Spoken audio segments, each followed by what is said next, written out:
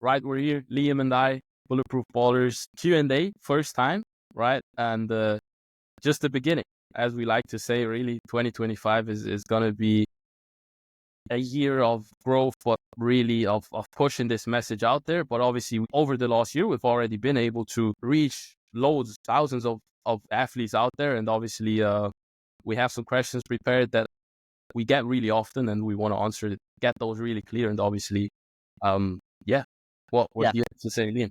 Nah, 100% what we're saying. So Yeah. like I posted on my story the other day. If anyone's got any questions, and like a lot of the same questions get asked over and over, so we're just gonna do Q&As on Saturdays. Be good if you got any questions, drop them below for this YouTube video. But we grabbed some off the Instagram, so we're just gonna go for that. And do you want to start with like an easy one or a hard one?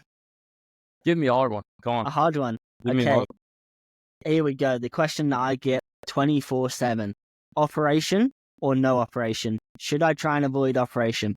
Yeah.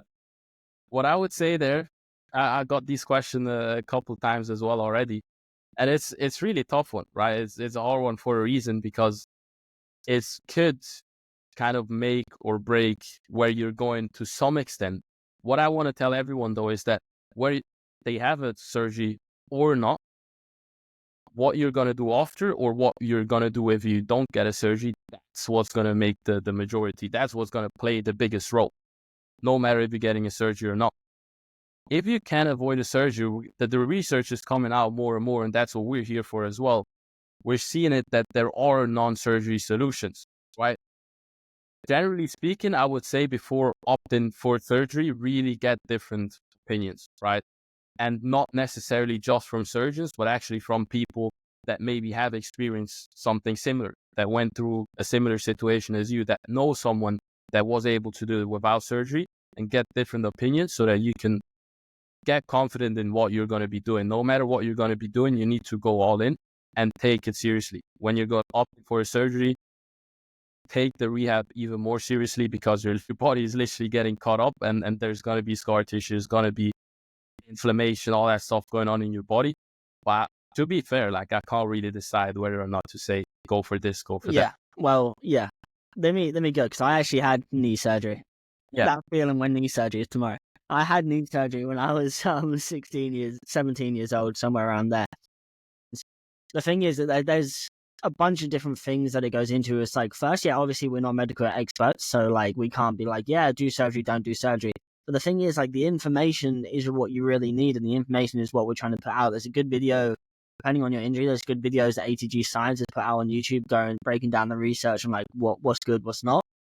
But the research is coming out over and over again to say, like, okay, like, if we get there early, like, there's so much we can do to actually avoid surgery. Like, and the thing is, like, if we go test our knees, like 10 of us together, like all of us, I probably reckon like 6 or 7 out of 10 will have some kind of tear, even if we have no pain or something like that. So it's like, tears don't equal pain. Like, there's so many different factors of like, okay, if I have the ability to play my sport, if I have the ability to do this and that, like, am I going to get a surgery because I have a tear? Probably not. Like, I personally haven't. Like, I had multiple tears after my first surgery, and I opted not to because they didn't warn me about the things. That's another thing I want to say is like, okay, first thing is like, let's get all the information possible to see who's done it, who hasn't done it, and Kadeem mentioned that. Second thing is like, realize what a surgery is.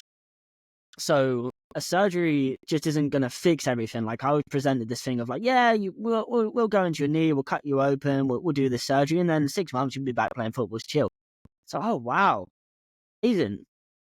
So, like, they didn't tell me you have to, like, I'm a 17-year-old kid, like, realistically, like, I don't have the best life decisions at this, I don't have myself sorted out, so they didn't tell me, like, it's going to be really hard work, like, you're going to be cut open, and then you're going to have to really do the rehab, otherwise, like, the re-injury rates after surgery are really high, so it's like, you have to really do your rehab, and we have to do this, and we have to do that.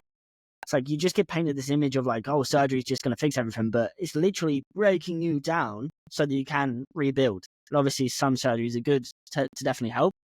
The third thing is then, with more surgeries that you have, the less likely it is that the surgery is going to work. Right? This is just shown. Like Ronnie Coleman, the best bodybuilder of all time, he literally said that where I went wrong was my first surgery. So like everyone says, oh, it's because he lifted these heavy weights, this and that. It's like, no, he's on his 8th or 10th or 12th, I don't know how many surgeries, on like nearly double figure surgery, I think, for his back. And it's like, well, if we've had this many surgeries, like what's happening? He said, yeah, like it was bad, but he didn't try everything he could have to be able to avoid that surgery in the first place. So he said, yeah, do this one surgery and it'll be good, or we'll see what we can do. And then little do you know, it's like, oh, no, I've injured myself again. Let's have a second surgery. Let's have a third surgery. Let's have this, and this. And the more surgeries you actually have, the research shows that the less likely you are to be able to make it back or get to the point that you want to. So if you, like, I've had people come to me to say, I'm on my second ACL tear, like I might be going for another surgery. Like, this is another question to answer. Like, would you want to have surgery if you didn't have to? It's like, no. Okay, cool. Then what do we need to do to find out whether we can avoid it? Like, for me, like, I could have had a second surgery for multiple different things. I didn't have MRIs because, like, I was just scared of doctors after. Like, I was like, okay, I had my original thing. I had my knee surgery, and then, like, I had a bunch of stuff after I got diagnosed by, like, a check. Like, they check your thing. They said it was, oh, you have this ACL tear. Oh, okay, cool. Like, I was like, you got to go for an MRI. I was like, I'm not going for an MRI. I was like, I'm not doing this whole process again. Like, I'd done it, like, I was 4 years out. So I was just like, no, I'm just going to try it my own. And then I ended up fixing myself through that. But like, I was like, okay, surgery is the last thing. I'm going to try everything possible first to try and avoid it. 6 months down the line, if I'm feeling a bit better, if I'm looking to get back to football, amazing decision. Because you're still going to have a year out if you have surgery anyway, depending on the surgery that you have. So yeah, those are my kind of points on that. Yeah, huge, man. Well said. And obviously you went through it yourself with the surgery, not really working for rehab, all that stuff. And it happens for so many athletes. So what you pointed out there with actually seeing what's possible without surgery first, I think that's a key point. Yeah. And like we say, we're not medical experts, so we can't tell you whether to do it or not. So yeah, on to the next question. So this is one that hits home for you. I got a lot of questions about jumper's knee. How do I fix my jumper's knee? I have pain when I'm jumping in my patellar tendon. I got this one probably like 4 or 5 times. Every time I rest my knee, it hurts more. But then people tell me to rest my knee, so I don't know what to do. Like, have you got? Obviously, you dealt with that quite a lot. So what you got? Yeah, like the thing with every time you rest, it starts hurting more. Like, it's just your body really telling you kind of what to do. Okay, it hurts when jumping. Probably don't jump that much. It hurts when resting. Don't rest that much, right? It's really your body's really quite intelligent in showing you what's going wrong. But you need to interpret it in a if something's hurting, that doesn't really just mean rest, especially for like tendon issues, because your tendons, what I've learned, one of the key things is that they need this blood flow. They need this movement. Like, people tell me sometimes, I do, I feel something, I stand up, I walk around a little bit, it already gets better just by walking around. With this specific patellar tendinopathy, if it even starts breaking down, that's what happened for me.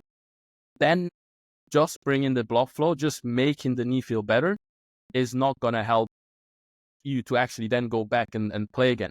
Because jumper's knee is really often an up and down, up and down. Okay, I do some stuff, gets better, do some wall sits, get better, go back to the sport, load increases again, boom, drop back down, pain is there again. And that's really, and the longer that happens, that's what happened for me. And you can play through it, you apply some pain reducing cream, you ice, numb the pain, all that stuff. But the more you do that for the longer period of time you do that, the more the tendon starts breaking down and this tendinopathy starts developing. And now, literally touching my tendon, even though I've now built up to this level of ability, I can still feel there is kind of a hole inside. Like, the tendon literally broke down over these years. So people that struggle with that for so long, they really need to be kind of honest with themselves of like, okay, look, I might have to first rejuvenate, rebuild, really get those connective tissue to actually remodel. And we know now we can do that. I didn't know that before.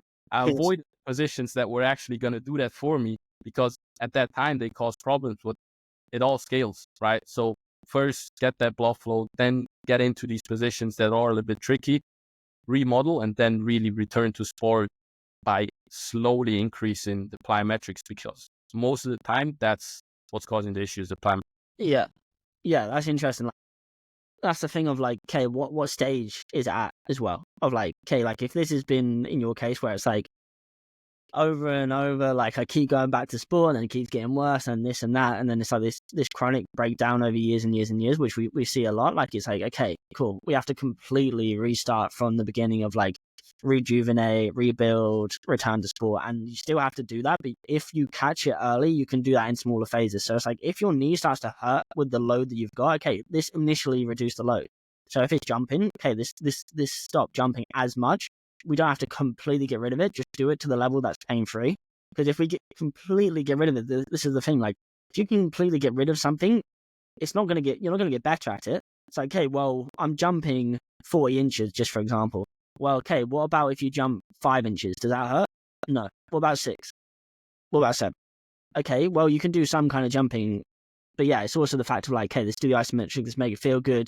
And then this go through like small cycles of that rejuvenate, rebuild, and return to sport, rather than just, okay, I had this injury, like I'm completely out now. And the second thing I want to mention there, which is really interesting, is that thing of like, oh yeah, I still have this thing with my tendon of like, it feels different, or this is it. It's like, okay, that's like people always say to me, I want to feel the same as before. Why? It's like, okay, like if you have some traumatic like incident, like maybe you have depression for years, whatever, you're never going to be the same person because that's happened to you. But can you be better, or can you be happy again? 100%. Like if I get my knee to the point where it's got crazy ability, because for example, my left knee may not ever feel the same as my other one because it's had 2 screws put in it. It's like, yeah, it's got 2 screws in it. What do you mean? Like, is it going to feel the same? Maybe not, but has it got the ability to hit the reverse and all these sissy squats? Can I play football whenever I want? Yeah. Okay, cool. Then what we said. Yeah. So that's just something I wanted to touch on there. Yeah, key, absolutely. Because I keep mentioning as well, like you want to obviously get that childlike feeling back, being able to do everything you want. But if you're really dealing with something for that long, your brain could still think of that there is pain, even though there isn't, or that there is something feeling, different, just because it's been so long. Like if you, let's say, wear, like a bracelet or whatever for long, or you have something, I don't know how you call that. If you take it out, you might still feel it, even though it's not there anymore because it's been there for so long.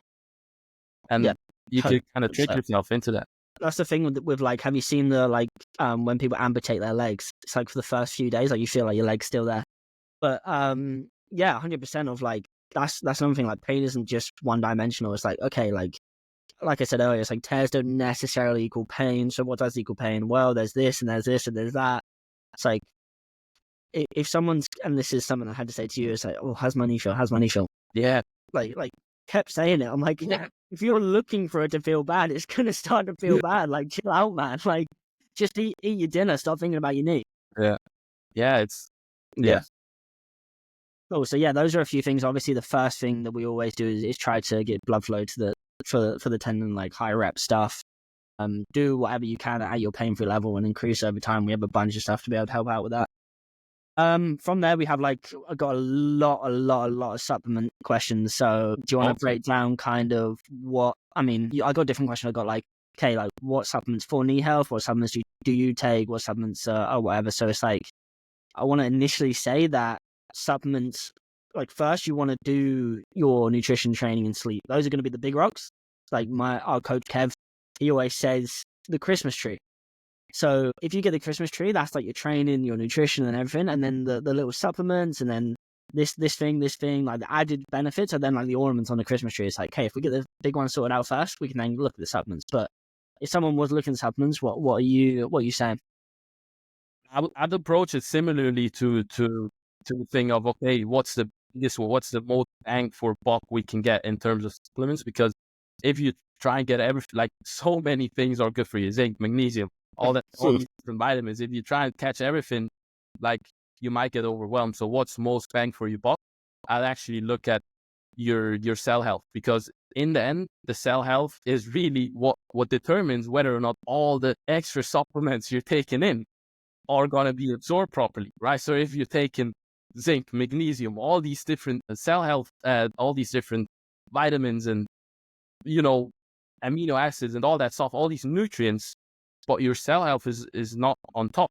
Is not, your cells are not functioning properly. They're actually rigid. People literally walking around like charcoal bricks. Someone told me that when I first learned about it. I was like, yeah, literally. Or focusing on this stuff up there when the foundation is not even there with the cell health. And the fundamental thing there, if we look at the cell membrane specifically, it's made up of fatty acids. Key there is because nowadays we have this spike of omega-6 fatty acids. It gets out of balance. Your cell membrane gets out of balance. So what we need to do is to rebalance it with omega-3s, right? 500 million people are already taking omega-3s. It's a crazy thing. They kind of realize, okay, yeah, this is a key supplement. Let me take it. When they get tested, though, 97% of the people still don't get tested, like they're still not in balance, right? So they feel, okay, I'm taking these omega-3s, but it's not actually having the effect I want. Interesting.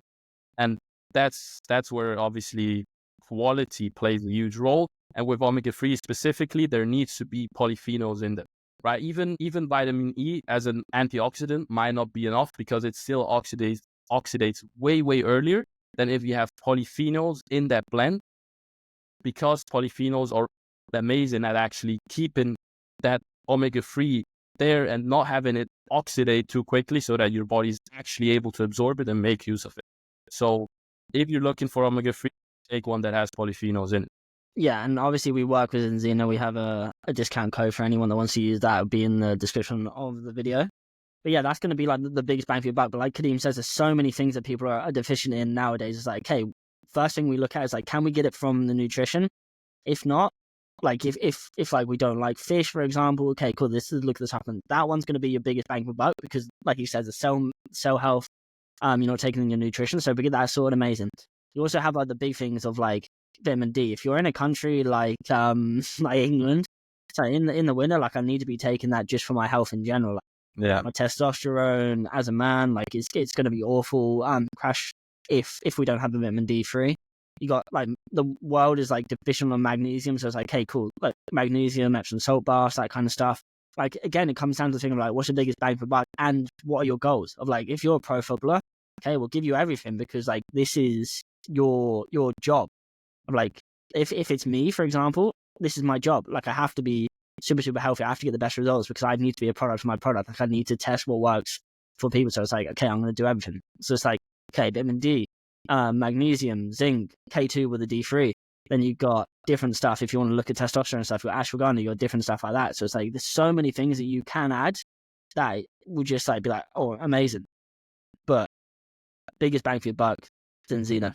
Yeah, 100%. Something that just like, because it goes like, most of the people that asking for supplements are actually, they want the most bang for your buck. That's why they're asking like, hey, which is really the one that I should get? And that's what we Yeah, did. and the thing is, like, we didn't even mention the test that you can do. You can literally test if you're balanced or not. So it's like, okay, let's do the test first. If I'm balanced, I get my money back. If I'm not, okay, cool. Like, I need to sort this out. But to be honest, like even like the healthiest people that we've seen, like our mentor Keegs, like he was 10-1. Like the healthiest person I've seen is actually my nan. Like she was like 7-1. Yeah, you need but just still out of balance. Like you're supposed to be 3-1, like our ancestors were 3-1 or lower. So yeah, biggest bang for your buck is that. In terms of the next one, like I had the thing of laziness or procrastination to do rehab a lot. Yeah. I got, and this was big for me as well. Of like like I said on my story that it's a values issue of like how much do you prioritize this stuff of like, and it's the same with anything. Like if you want to, like people that come into the coaching, they value the coaching because they value the knee health more than they value like this money. You're going to spend the money that you earn no matter what, for example.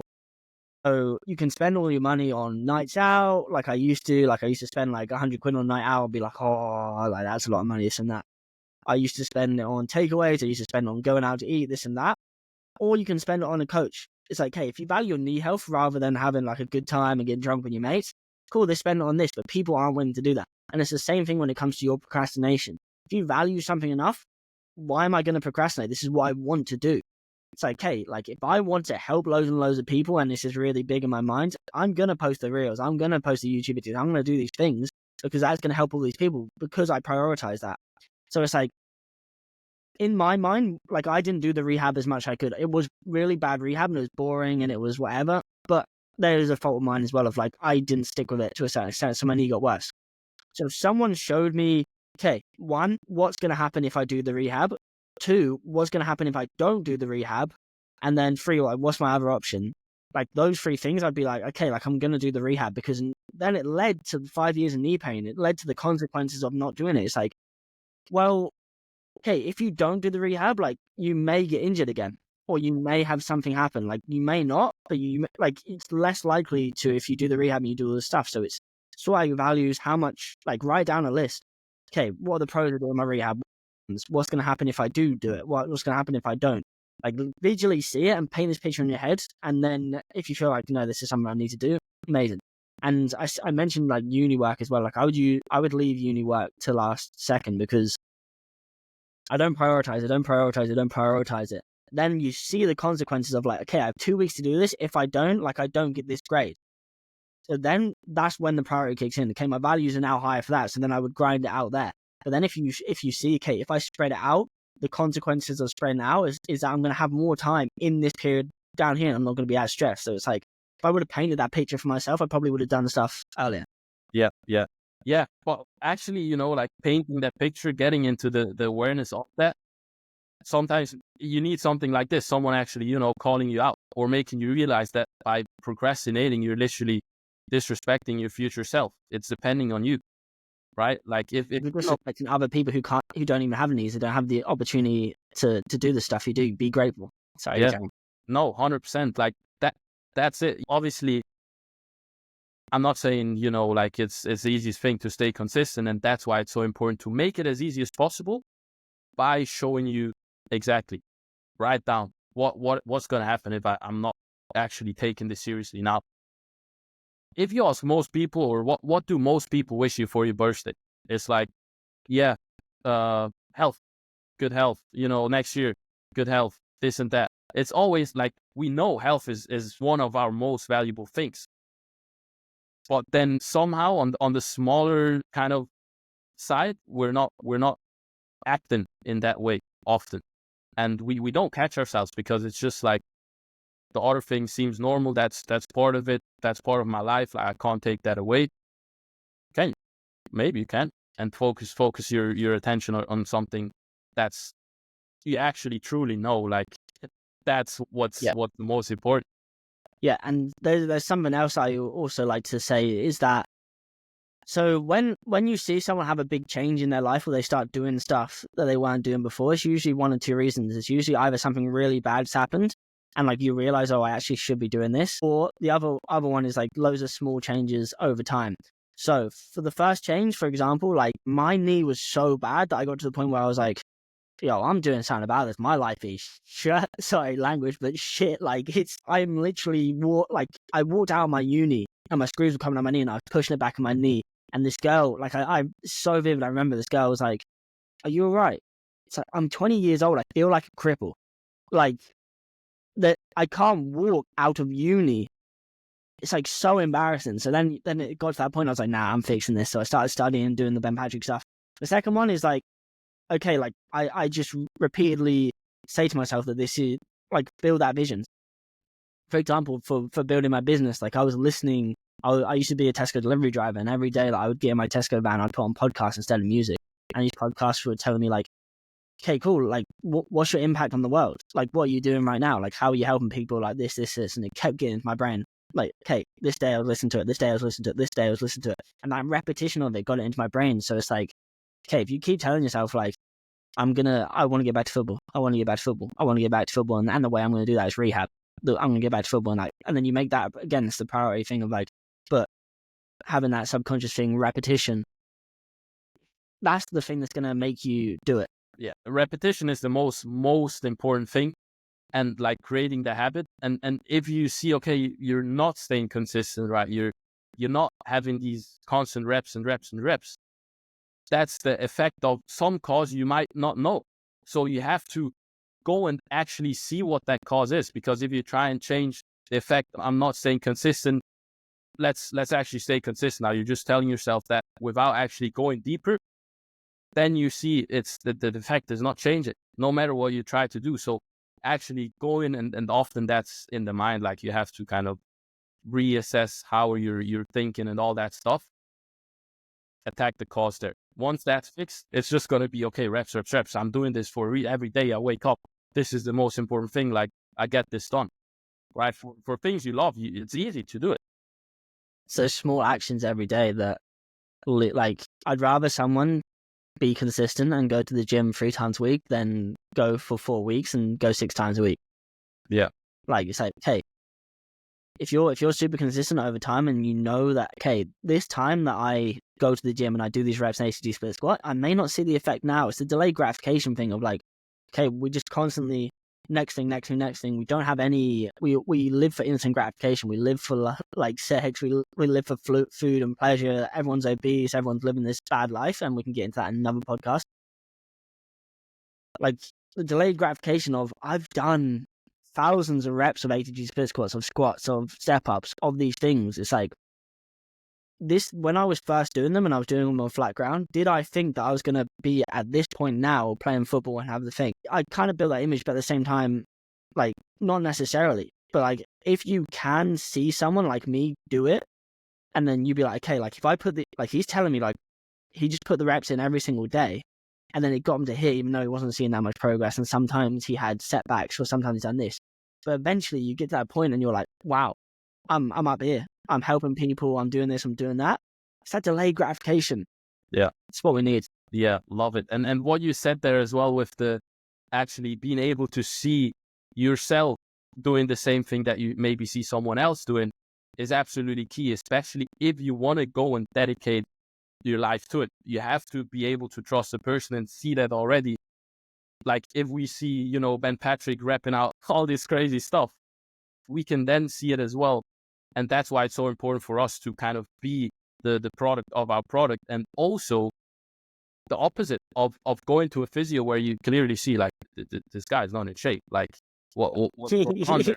Maybe it's not his job to be in shape, but it's certainly not helping you if like some people are not able to stay consistent because they literally see, okay, I've done this for 6-9 months now, and they keep telling me, yeah, we just need to do this, or like someone recently done rehab for 9 months, still having issues, and now they're suggesting a second surgery, like because they weren't able to kind of get rid of the issue for 9 months, right? And that's why it's so important as well to kind of have that image in the mind of someone you actually trust and dedicate to, and then boom, get there.